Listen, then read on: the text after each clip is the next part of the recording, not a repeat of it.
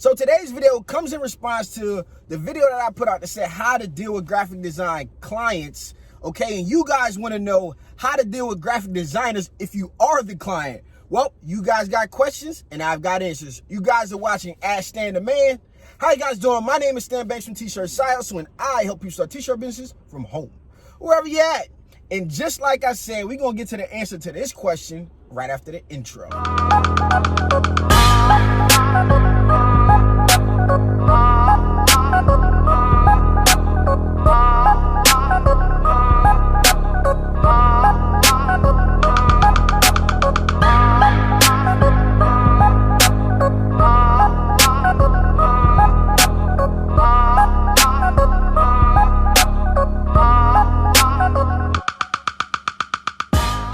So before I jump into this, you guys know what you got to do. You got to like, subscribe.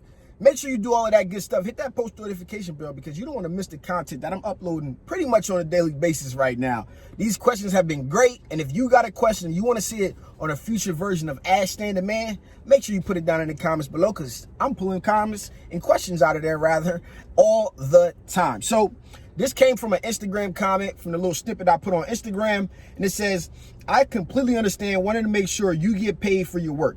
How does this work when you're the person paying for the design that you might not receive? I had an artist that I met on IG wanted me to PayPal friends and family, which gives me no protection.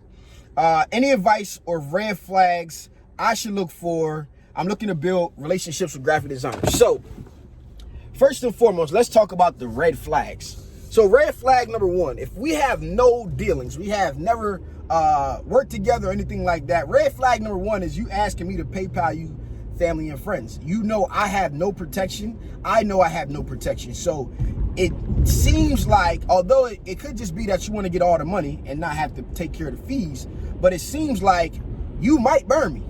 All right. Secondly, we want to check their portfolio. We want to check their Instagram, see if they got a website. A lot of graphic designers don't actually have websites for some odd reason, or they're not up to date. But I'm going to go down into those comments and see what's going on. I want to see if you're responding to people. Now, I'm not looking for really negative comments because I know they're probably not going to be there. You're probably going to delete them and block the person if they got negative comments.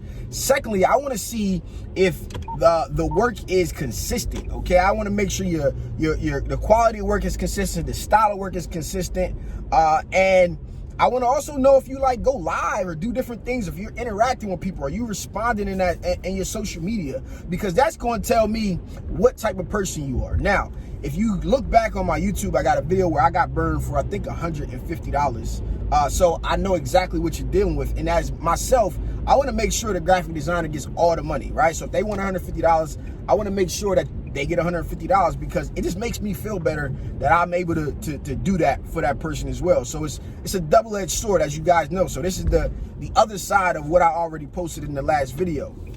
So now, what do? First and foremost, we all have to understand that credit card processing fees is a cost of doing business. So I'm gonna give you guys an example. The numbers may not be right. So let's say as a graphic designer, I want to charge $300, right? Now, I need to be charging $315. So now when those fees come out, it's already calculated for. And if a person is asking me to play PayPal and friends, I'm already assuming that they just want to make sure they get all their money. I'm not going to go with that they're going to burn me theory off my top of my mind, because if you think about it, it probably will happen to you, right? You think things into existence. Thoughts are things, as my man Uncle Rodney says. All right, so I'm not even going to think that way. So in turn, what I'm going to say is, you know what? I'm not going to PayPal you family and friends because I have no protection. But what I will do is I will pay whatever the fees is, and I will pull out my calculator. Let me see if I can get my calculator out real quick. And I will go to my calculator, calc, and the fees are like 3%. So I'm going to put in 300 times 1.15 equals 300 times 1.03 equals, it's $309. So I'll send $310. It's like another 30-cent fee or whatever the case is. I'm gonna pay $310. That way you get your $300 that you want, and what I get in return is that I get the protection that PayPal gives me. It is worth it to spend that extra little money if this person is saying, hey, I want to make sure I get all my money. Well, We got to both make sure that we're protected. The second thing that I'm going to do is I'm only going to pay a 50% deposit if I don't trust you. So what that means is I'm only going to pay half up front.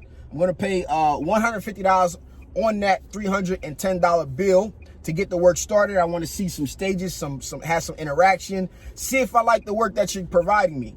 And then once I get comfortable with that and you're ready to release me the designs, now, like I said, the graphic designer should be watermarking the work and stuff like that. The deposit, I don't expect to get it back. Now, if you take my watermark design and you get somebody else to remake it and don't pay, like it's always things that could happen, but we're going to operate and see to it that we're operating in good faith, and we're going to hope that we build a relationship in turn to, you know, let that person know that, hey, listen, I want to make this a long deal. I need a graphic designer on my team, and go from there. So once I got final approval, I'm going to send payment and I'm going to expect my files. Now, here's a very, very important part. You want to make sure, like, you want to get the PNG file, the JPEG. Cool, that's what they're going to send.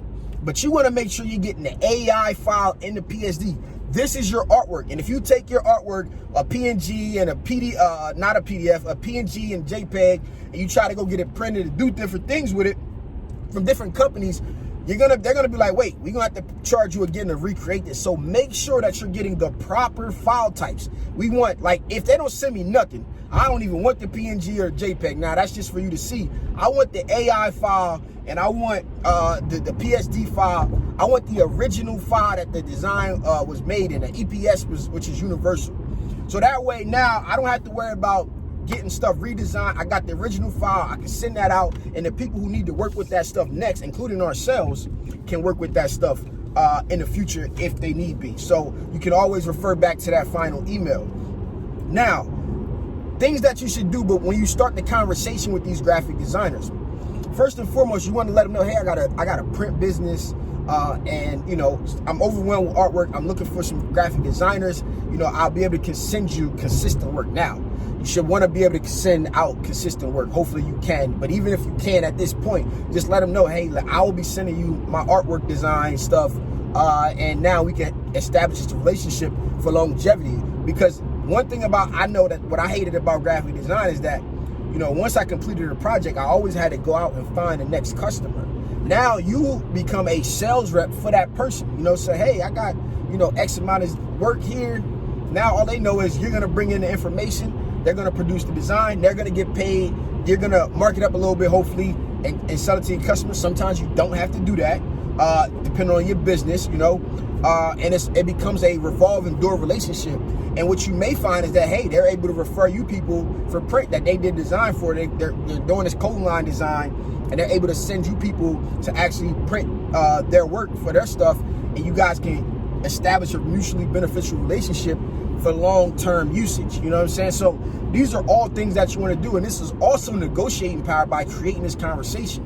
You say, listen, I need to be able to, you know, I need to sell this style of work to my customer for, you know, $300. So can we settle on $100 or $225? Like, you don't necessarily have to go for the half number, but this is the logic of what we should be thinking about when establishing these relationships. Now, becomes an independent contractor of a sort to your business, right? So these are all things that you should want to consider when dealing with graphic designers and different things like that, man. We all should want to be paid, and we all should want to pay in full. You understand what I'm saying? So these are all tips and things that I think work. But if you got some tips or things that you use to establish a relationship with people that you do graphic design with, put them down in the comments below.